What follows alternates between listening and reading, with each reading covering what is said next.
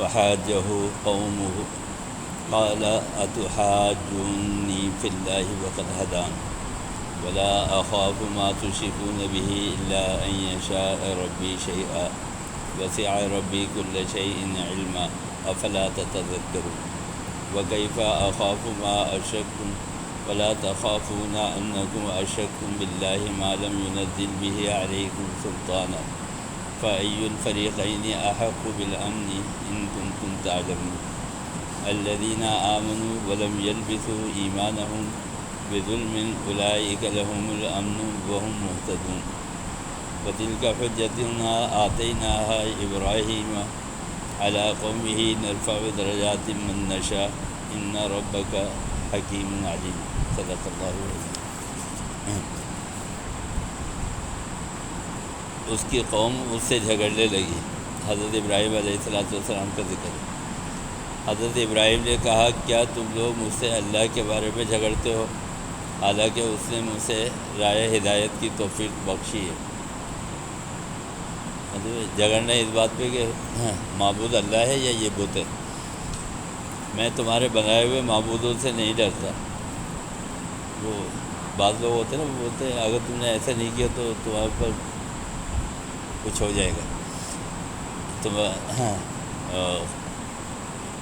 کوئی مسئلہ کھڑا ہو جائے گا تمہارے ساتھ، تو وہ یہ بھی ڈراتے تھے۔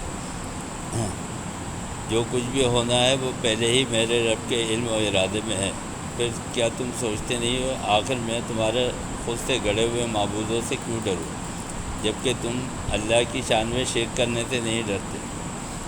جس کی کوئی سند اس نے نہیں اتاری ہے، بتاؤ دونوں فریقوں میں سے کس کو اطمینان کا حق پہنچتا ہے اگر تم سمجھ بوجھ رکھتے ہو۔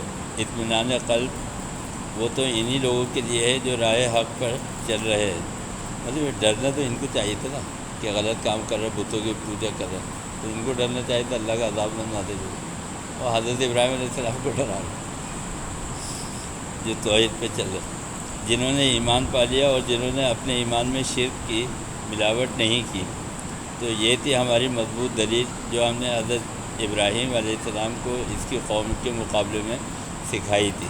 وہ جو کل بتایا تھا نا کہ چاند ستاروں کو اور سورج کی دلیل اللہ تعالیٰ نے دکھائی کہ دیکھو یہ کیسے نکلتے ہیں غروب ہوتے ہیں، تو اللہ تعالیٰ کہہ رہے ہیں اس سے بڑی اور کیا دلیل ہوگی۔ ہم جس کے چاہتے ہیں درجات کو بلند کر دیتے ہیں، کوئی شک نہیں کہ تمہارا رب ہی علم رکھتا ہے اور حکمت بھی۔ جو نظام کسی عقیدے پر قائم ہوتا ہے اگر وہ عقیدہ ہی ہل جائے تو سمجھ لے کہ کسی عمارت کے نیچے سے بنیادی پتھر کھینچ لیا گیا۔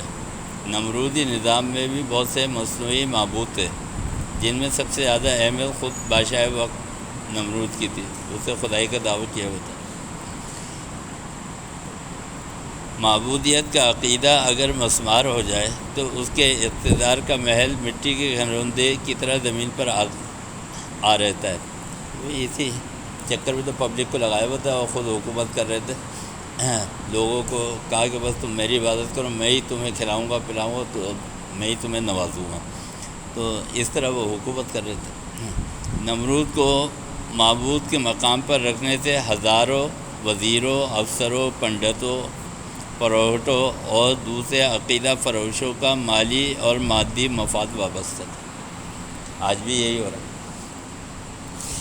پھر ان کے پیچھے جاہل، احمق، روایت پرست عوام جوک در جوک لگے ہوئے تھے، جو لگی بندی لکیر کے فقیر نسلاً بعد نسلاً چلے آ رہے تھے۔ وہ سب کے سب کس طرح ٹھنڈے پیٹوں حضرت ابراہیم علیہ السلام کے عقیدہ توحید کو برداشت کر لیتے۔ مطلب میں اگر کسی کو بولوں بھائی میں صحیح بات بتا رہا ہوں، تمہارے لیے صحیح عقیدہ پیش کر رہا ہوں، تو میری بات پہ عمل کرو، وہ بولے گا مولوی صاحب مجھے ملے گا کیا، آپ کے پیچھے چلے، میں فلاں پیر صاحب کے ساتھ ہوں، موٹر سائیکل بھی مل رہی ہے مجھے، گاڑی بھی مل رہی ہے، بگلہ بھی مل رہا ہے۔ تو کچھ لوگوں کی دکان چلتی اسی اس کے اوپر ہے، وہی چکر انہوں نے چلایا ہوتا ہے۔ اسلام کی تبلیغ اور وہ بھی ایک پیغمبر کی قیادت میں مختلف تحریکوں کی منزل سے گزرتی ہے۔ یہ منزل افہام و تفہیم، دلائل، مناظرہ اور مکالمہ کی منزل تھی جو حضرت ابراہیم علیہ السلام نے کی ہے۔ حضرت ابراہیم علیہ السلام کو اندازہ تھا کہ حکومت اور سوسائٹی اپنے مفاد کے لیے میرے تحریک کے خلاف شمشیر و سلاح لے کر یعنی تلواریں لے کر کھڑی ہو جائے گی۔ آپ نے فرمایا اسی لیے جاؤ، میں تمہارے بنائے ہوئے معبودوں سے نہیں ڈرتا، مجھ پر کوئی تکلیف نہیں آ سکتی، البتہ اگر میرا رب چاہے تو اور بات ہے، کچھ بھی ہو جائے وہ پہلے ہی سے میرے رب کے علم اور ارادے میں ہے۔ اصل میں کسی کی بھی حکومت کو گرا دینا، چاہے وہ پیر صاحب کی حکومت، اگر کسی گاؤں میں کسی علاقے میں انہوں نے اپنا تسلط کیا ہوا ہے اور لوگ ان کے پیچھے، تو اگر اب آپ جا کے بولے بھائی یہ غلط ہے میں صحیح بولا تو پھر کیا ہوگا؟ آپ کے پیچھے لگ جائے گی۔ تو اسی طرح پیغمبروں کے ساتھ ہوتا تھا، ایک اتنا بڑا وقت کا بادشاہ، سپر پاور، اور حضرت ابراہیم علیہ السلام نہایت تھے، وہ جب نکلے اس کے مقابلے پہ ظاہر ہے تو دشمنی ہو گئی۔ تو حضرت ابراہیم علیہ السلام نے بولا مجھے پرواہ نہیں ہے، ہونا ہوگا جو ہونا ہوگا ہو جائے گا، اور جو بھی ہونا ہے وہ اللہ کے علم کے اندر۔ تو جو حق پر ہو نا، اگر وہ ثابت قدمی سے چلے اور مضبوط ارادہ ہو تو کوئی پھر کچھ بگاڑ نہیں سکتا، کیونکہ یہ تو سب اللہ کے ہاتھ میں، اچھا برا وقت جو ہے اللہ تعالیٰ میں ہو رہا ہے۔ اللہم ارنا الحق حقا وارنا الباطل باطلا، وصلی اللہ تعالیٰ علیہ وسلم۔